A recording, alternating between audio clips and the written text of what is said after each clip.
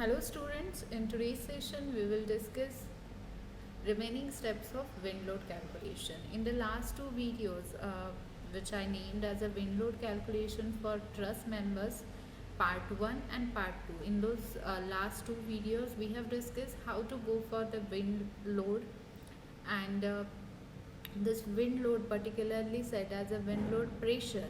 That pressure is first we calculated at certain height in a surrounding of our truss, but now we are calculating in the next part we have calculated it for the exactly the height at roof truss, right? After that we have seen we were taking down some values from the IS 875 part 3, and that was the code for wind load calculation. From there, from table number few of the tables we have used for the wind load calculations, and we have selected few values from the table for the calculation of CPE and CPI. What is CPE and CPI? What I said is CPE and CPI. Okay, so what is CPE and CPI? We have seen CPE is the coefficient of external wind pressure and CPI is the coefficient of internal wind pressure. Once we calculate CPE and CPI, we haven't yet come across these values. What was we doing is taking down the values from the IS 875 from the table, and we started interpolating that values because we want to calculate it for the angle of a slope theta, which is equals to 18, which is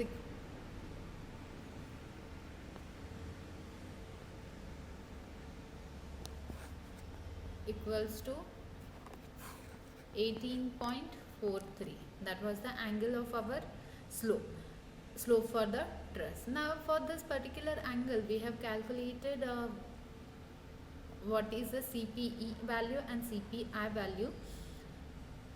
Once we get that value for particularly this angle, for the specific angle, we will go for next calculation, which is design wind pressure, right? So let's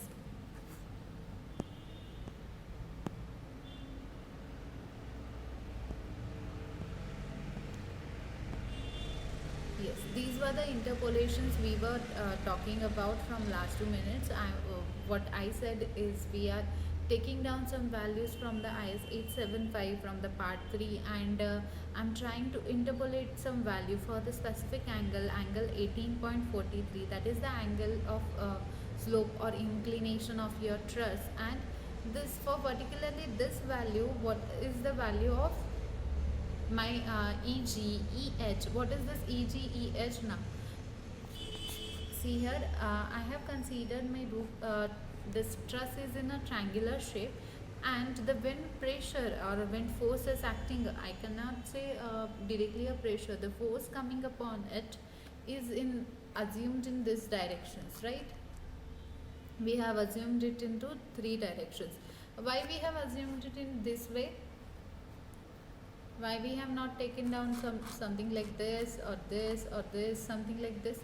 We haven't taken that way because we have considered the extreme points, the wind forces extremely, how they will act upon our trucks, this way and this way and this way. It may have a chances of inclined forces in between, but we have taken the 2 extreme positions, one in the totally parallel or totally in the horizontal condition, that way the force is acting, and then totally in the vertically downward direction. Meanwhile, you can in this region or in this way, there may be a very different directions of forces you can observe, but I am taking down the extreme way, extreme force directions, right? Once we seen that, we have from there you can understand this concept EGFH. What is EGFH? Is the we are divided or separated our this truss into 4 parts, 4 categories, and that 4 parts tells about the forces coming upon our trusses, and we interpolated the values for particular angle 18.43. 4 3, right? Now what is windward force and windward face, and what is leeward face, you know. Windward face is the face on which the force comes, wind comes and hit on this face, then it is dispersed and get away and get move away from our structure from the leeward side. So there is a one side where the wind forces directly hits on the surface and they get dispersed and they move away from the other side. That is what we call windward direction and leeward direction. Once we go with this windward and leeward direction, once we understand that, the next very important concept you must understand is theta. Theta is what? The force which is the angle which is telling us at what direction, at what inclination my force is acting on the surface of truss. What I said, it is an angle which express at what angle or what inclination your force is acting on your truss. So we have taken two extreme angles. One is the theta equals to 0 and second one is the theta equals to 90. If theta is equals to 0 and theta is equals to 90, then this forces is shown to be as theta equals to 0 is totally horizontal and theta is equals to 90 vertically downward, equals to in the as shown in the figure. Now this again goes into 4 ways. How? This theta can be calculated into 4 different ways, or you can see here, windward theta equals to 0 for EF. For EF I have taken, let's see again like this. For EF, wind force is acting like this, and this at this point theta is equals to how much? 0. Theta is equals to 0. Now I am saying for leeward side. The leeward side for GH, the force is coming like this and theta is 0. Right. Now second case. In the second case, force is acting at 90 degree, and for windward side you can take EG. You can take EG, and for leeward side you can take FH. Okay, so this is the combination how you go for it, because this same thing where you require to calculate value of, yes,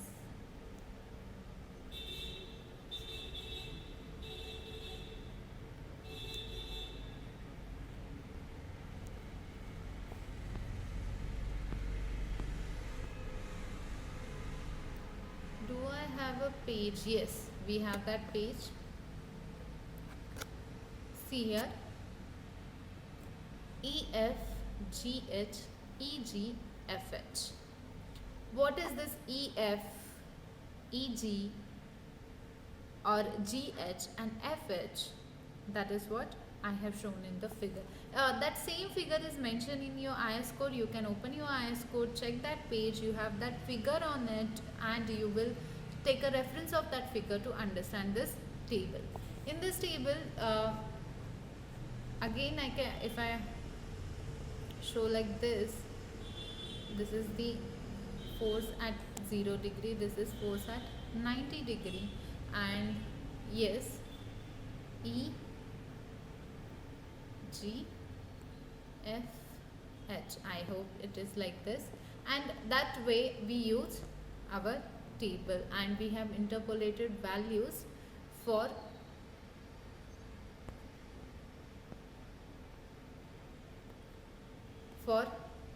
calculation of CPE and CPI.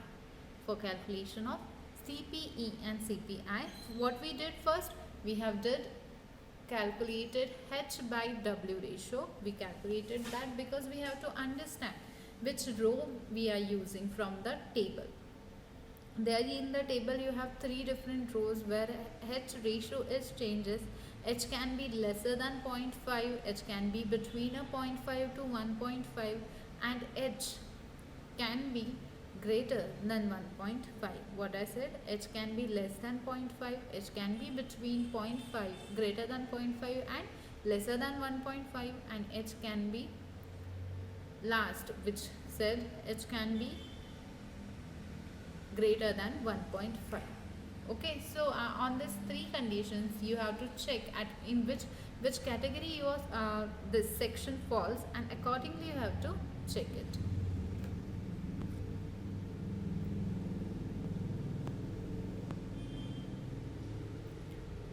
Now once you calculate the CPE and CPI values, see here I have interpolated for 4 times, simply as leeward side 0 degree, windward side 0 degree, leeward side 90 degree, windward side 90 degree.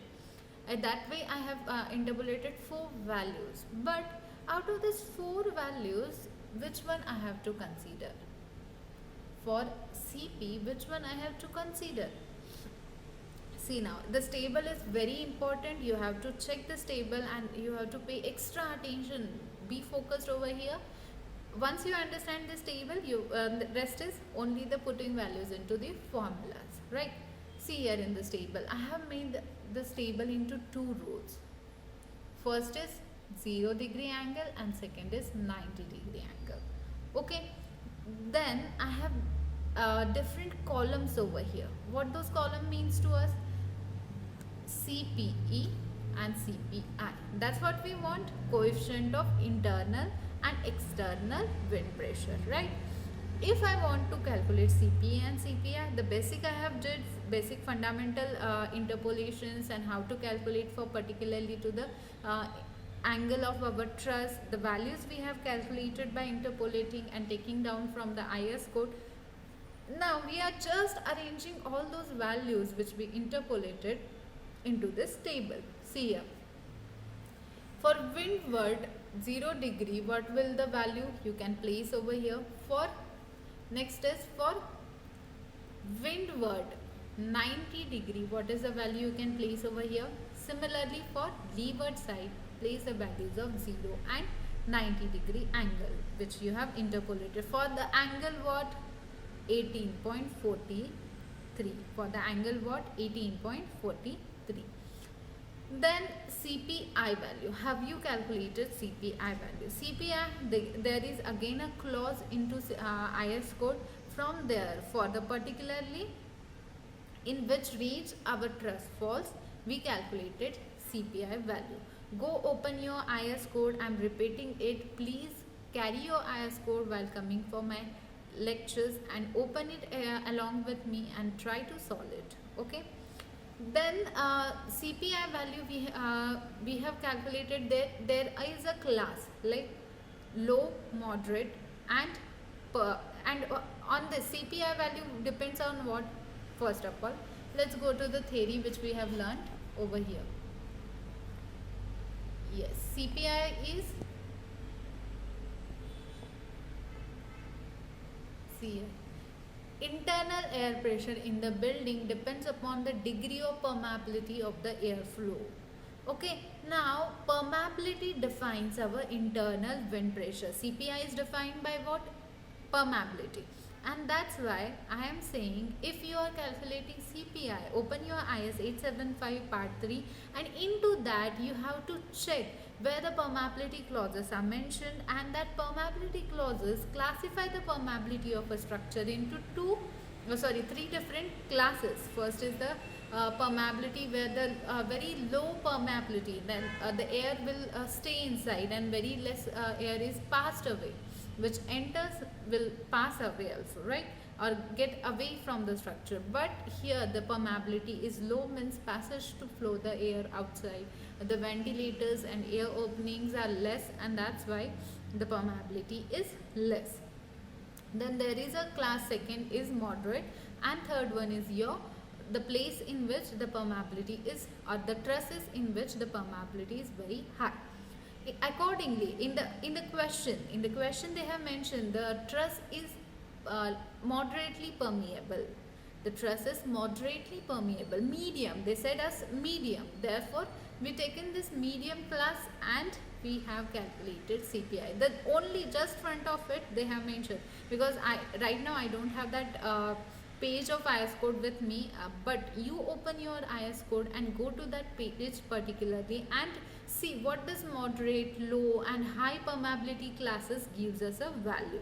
I have chosen it for the medium class of permeability and that value false. Yes, that values comes with two signs, plus as well as minus. What I said, plus as well as minus.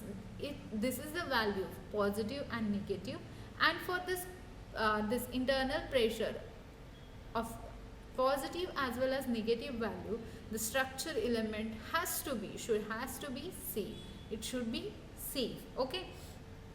So see here, in the calculation we have taken CPI value in this table from the IS 875. That value is positive 0.5 and negative 0.5. Similarly for 90 degree it is positive 0.5 and negative 0.5. Once we calculated that, next is differentiation or subtraction. I will not say differentiation, the difference, I can say difference or subtract the value of CPE and CPI. How we are doing this? See here.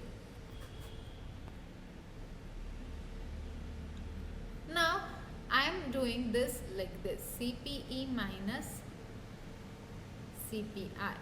Okay, and CPE here we have negative 0.75 and plus 0.5, then CPE minus 0.75, this minus 0.75. What I am doing now, CPE minus CPI, plus and minus, sorry, this is plus and minus, not particularly I am saying it is minus only, I am saying difference. Okay, difference, I am doing plus and minus, so I did for the positive value I added that, and we come to know negative 0.26.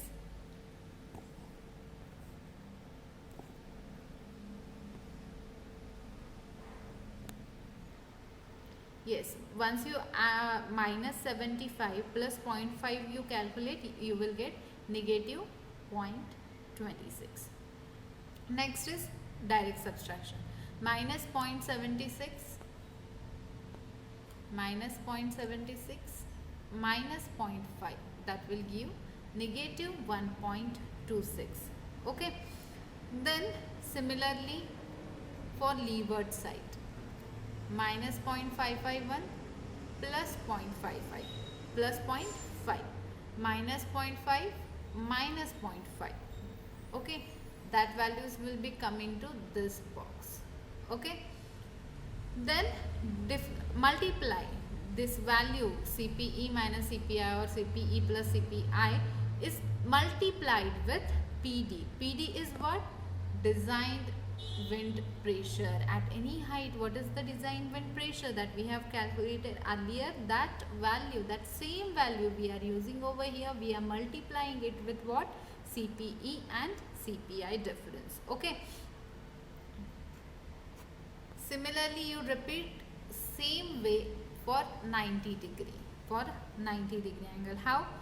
For 90 degree, CPE windward minus CPI, CPE windward minus 0.5 or CPI, or plus 0.5 which is CPI, CPE plus CPI, CPE minus CPI, and that for windward side do again for leeward side, and write the values in this and this boxes. Okay, then similarly the differences again multiply with PD. Now why we are doing this everything? And I have highlighted one value in this table. If you can see, I have highlighted one value over here, that is negative 1.660. That is negative 1.660. This value negative 1.660 can be used over here, because I am not calculating for every value. See, I am calculating my force only for 1.66 value. 1.66 value. Why I'm doing that? Because ultimately my CPE minus CPI value is taken, has to be taken from this table, and I am calculating for most critical value. What I said, I'm calculating for most critical value, so that all the rest values which are lesser than that, my structure will be safe for that. And that's why I have taken the highest value from the table. This is the CPE minus CPI. This column is showing a CPE into CPI into PD. We have 4 values over here. See, 1.195, 1.66, 1 point everything, 1.22, 23, 1 point every, from this whole block, this values, I have chosen one which is highest. I have chosen one which is highest, and I am calculating rest of the calculation. I'm doing rest of the calculation for that particular value. Why I'm doing that? Because if my structure is calculated for critical condition, then it will be safe for all the rest values which falls below it. Okay.